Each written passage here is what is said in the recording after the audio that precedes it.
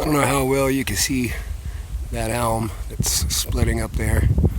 And this is the second patch of the day. That first patch I found in 50 or 60 grays. But I'm right here off at train tracks. And they're right here in the rocks. And they're actually some of the nicer ones that we found. Right up this hill all the way. I've been inside the woods and picked about a dozen on the other side of the tree already.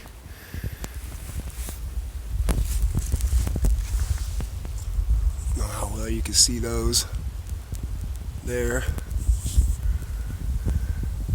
There's 5 or 6 of them. Another one.